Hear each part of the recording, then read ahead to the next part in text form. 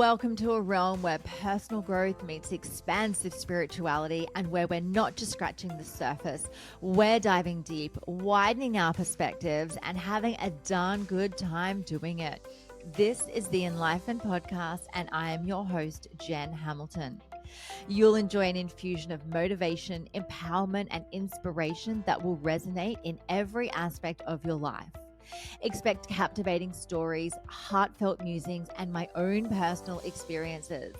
But that's not all. I'm bringing awe-inspiring individuals to the table, so get ready to meet some remarkable souls whose wisdom and stories will leave you spellbound. No topic is off limits here.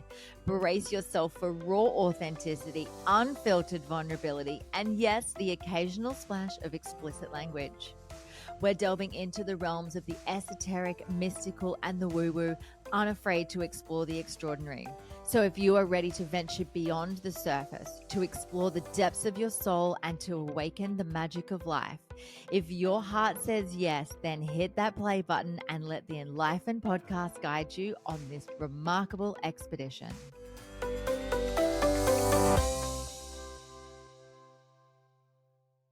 Hello and welcome to another episode of the Enlightened Podcast. I'm your host, Jen, here with a solo snippet for today where I threw out to Instagram on my personal and the podcast Instagram pages to ask me questions. And this could be about anything, and I haven't done one of these for a little while, so I got quite a few questions come through on the socials. So I'm going to go through as many as I can in probably, I'm going to try and keep it about 10 minutes because I aim to keep these episodes nice and short. Okay, so I think we'll start with the most common question that's popped up is around dating. So at time of recording, so what is it today, the 28th of February, 2024, yes, I am dating somebody. Not going to give too many details away at this stage. We try to keep our private lives very private, but I am exclusively dating someone who I met them online, actually, so it wasn't through a dating app. I actually slid into their DMs on Instagram. So I have a general rule of thumb when it came to dating that the egg don't chase the sperm. So if a guy wanted to get to know me, he had to pursue me. However, it was me that found his account, which was, by the way, set to private. I only saw his profile picture, sent him a request, and then started a conversation with him a couple of days later. So yeah, it works. One of the other questions that came up was, do you find it hard to be spiritual and be dating? Are there single men out there? So that's kind of two questions in one. So the person I'm dating is not spiritual in the way that I am. So everyone's version of spirituality is different for them. So my version of spirituality is going to be different to absolutely everybody who's listening to this, and their version of spirituality. And so the spiritual beliefs that I have, the rituals that I have to connect with my spirituality, the way in which I view the world, the way in which I view lives and lifetimes and God and the universe, all of that is very different to the person that I'm dating. So there is, I enjoy this because we've got very different views of the world, and it opens us up to be in contrast, to be able to learn from each other. You know, we sit at quite, on some topics, we sit in quite sort of polarizing positions.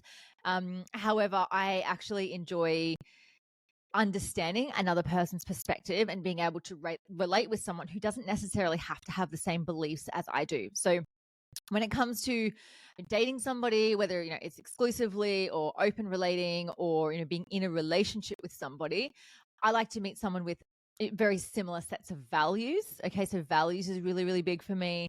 You know, we've talked about what we value in partnership. We've talked about what we value in life, and then, you know, be able to find common ground through that. Spirituality isn't one of the things where it's a deal breaker for me. So they don't have to be into all of the things that I'm into. They don't have to have all the practices that I have to connect with that. A couple of times I have dated, you know, what we can call spiritual people. Clearly that didn't work out. You know, it was nice to have certain things in common, but you can't expect someone to be a certain way. You know, you can't expect someone to tick every single box or be exactly like you. And I think if we dated people that were exactly like us, things would be very boring. I like, you know, the spice of, you know, conscious conflict and being able to have different views of the world and still be able to share those views with each other and learn from each other and, meet together in conversation to be like, hey, what do you think about this? What do you think about that? And it's okay to have, conflicting beliefs, but then, still be able to meet on the same levels of values. So that's something that I prioritize when relating with someone is we've got common values in life. Doesn't have to be spirituality. So I did find it difficult last year when I opened myself up onto dating apps, though. I did put on there that I was spiritual. It did attract some people to respond to my profile who were spiritual too. But I also found, and this is a very generalizing statement, I also found a lot of people to be quite flaky. Or they wanted to be like, it's like we were having like a spirituality off. Like we were like, okay, so like, what are you into? Who's more spiritual? And that just does not spark joy for me. So for me, it's not necessarily to be like with a spiritual man. It's someone who is, self-aware, connected, aligned values, that kind of thing. To be able to answer the question, are there single spiritual men out there? Yes, of course there are. There are people everywhere. You just have to go sliding into their DMs, apparently. Okay, so next question. How are you? I actually really like this question because I know who this question's from, and I know that this is not just a general how are you, it's a proper how are you. So I'm actually really grateful for this question. I'm good. I'm really good. I am a little bit tired at the moment. I have a lot on. I've got my book launch coming out shortly. So I've co-authored a book, which I'll speak a bit into more shortly. I have just been flat out just with clients, building a new coaching program, putting together resources, working some early mornings, evenings, obviously working on the podcast, kids, mum life. So it's just been me and the kids, obviously living together since last year after I went through a separation. So just navigating what that looks like, and then obviously having to do pretty much everything. So I'm doing, all of the school pickup and drop off on the days that I have the kids, all of the cooking, all of the cleaning, all of the household stuff, like just all the stuff for the things. It's just life stuff. And sometimes it's really fast paced and I freaking love it. And look, I'm not going to lie. Sometimes I consider hiring an au pair to come look after me. Oh, and the children. Mostly me though. I just want someone to come and cook for me and tuck me into bed at night. But yes, I'm really loving the work that I get to do. So I have a new coaching program that I'm working on at the moment, which I'm really, really excited and passionate about. I've also got, like I mentioned, a co-authored book coming out very shortly. So lots happening, speaking at events and just putting things into place for, stuff coming up this year, which I'm really excited for. So at times it is a little bit challenging. I'm not going to lie. It is a lot of energy out, but I'm also really, really mindful to be nourishing myself a lot. Like that's a big one for me. So nourishing myself with good food, with good water, with rest, with cacao, and, just filling my cup up so that it can spill out from overflow. What has been my biggest challenge this year so far? Gosh, I would say just finding a routine that works and also having to be flexible when things change. So it's almost like I get into a routine and then I have a change of clients. Like I've been seeing more in-person clients now, and I've also been going out to client locations to meet people sort of offsite. So that's been really, really cool. But it's been a bit of a challenge to navigate routine and fitting all of the stuff into 24 hours a day, 7 days a week. So I think that's probably been my biggest challenge. Is co-parenting hard to navigate? Gosh, I could probably do a whole episode on this alone. In fact, I probably might. In fact, my ex, my kid's dad, and I, we actually started recording a video series years ago after we had split up. I should find out what happened to that. I don't even know whether the memory card would be that had the recording on it, but we were going to put out a video series on YouTube about how we co-parent and how we navigated that, because we've been separated for over 6 years now. We co-parent like superstars. It hasn't always been that way. We've always been very amicable. And look, we still sometimes lock heads when we go to make decisions, and we have to, keep in mind that we're both got the children's best interests at heart. We can't make it about ourselves. So I might just look at doing a whole episode dedicated to that. what is your book about? So I have been speaking about my book on social media a little bit. So it is a co-authored book. It's called Wild Eros, The Power of Pleasure, and I am so excited for the release of this. So I have contributed a chapter of about 5,000 words, and each author had to share a story of theirs. And for me, it was about sharing my experience with my first ayahuasca journey, which was really, really special. It's very, very close to my heart.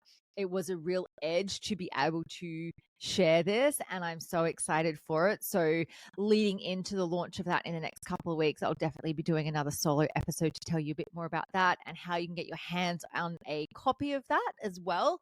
There will also be a resource available on my website that will support the chapter that I've written to be able to help out anyone who's been going through anything that I've mentioned in the chapter that would like some support. So keep your eyes and ears peeled for that one. Favorite position? CEO. My favorite, I'm assuming we're talking sexual positions here. Very cute. My favorite position would have to be when he's on his knees worshipping the ground that I walk on because he knows the queen that I am. Next question. Actually, it's not a question, it's a statement. It literally says not a question, just a fact. You're fire, and 2 flame emojis. Haha, heard that on Australian Idol. That was from one of my clients. Thank you so much. That's really sweet. And one last question before we wrap up. I want to get more into spirituality, but I don't know where to start. Any tips? That's kind of a big one. I could probably do a whole episode on that one as well. So if you go back to episode 7 of the podcast, so in season 1, it was one of my ones from the very early days. I talk about what is spirituality, and to date, that is the most clicked on episode. So obviously there's a lot of people very curious about spirituality, wondering what it is. So in that episode, you'll hear me talk about, spirituality is whatever you decide it to be. And so for me, like I've been on a spiritual journey, and I put that, spiritual in inverted commas, at the best of times, because there's so much meaning that we can think that we can give to spirituality, but there's nothing that truly defines it. It's whatever helps us get the answers that we're seeking within ourselves, or find the peace that we need to find within ourselves, or to connect with something beyond ourselves as well. It's whatever you decide it to be. So for me, spirituality is awareness of consciousness, of connection to source, to, discovering ways in which I can learn things that just simply make sense to me, and they don't have to be everybody else's version of spirituality. And, ultimately that's what I want to empower people to do, is to find for themselves what that is. It doesn't have to be someone else's view. It doesn't mean that you have to be using tarot cards or doing meditations or going to psychics or putting crystals all through your house, or, doing things a certain way, or praying, or you referring to, a man in the sky as God. It's whatever you decide it to be. It's not what someone else has told you that it is. You get to decide for yourself what that is. And I think that's ultimately true sovereignty, is when we can have these thoughts and belief systems that are our own, that aren't programmed into us from, the external world around us. And so for me, spirituality is about going inwards and discovering who I am. And I certainly use tools like all of the, a lot of the things that I mentioned. Like I love using tarot cards. I love using oracle cards. I love having crystals around my house. Like there's definitely divination tools that I use in order to help me get there. But that in itself is not spirituality. It helps me understand what spirituality is, but it's not actually what spirituality is to me. So I might even do another follow-up episode on that, because I have a lot to say on this topic. And I think there's a lot of people that get really curious about this question as well. So that's gone a little bit longer than I expected it to. But thank you so much to everyone that sent in questions. Sorry if I couldn't get to yours, but it's been so much fun answering these on this Soul'o Snippet. So I will see you in the next one. Sending you so much love from my heart to yours. Thank you so much for joining me for this episode. I hope you love the Enlightened podcast, and the biggest compliment you can give me is subscribing to this podcast, sharing it, and leaving a rating and review. Feel free to follow me on Instagram. My handle is @JenHamiltonOfficial and the podcast handle is enlightened_podcast. You can also find the video version on YouTube on my channel. Just search Enlightened and don't forget to hit subscribe. Have a beautiful day and enjoy living the enlightened journey of life.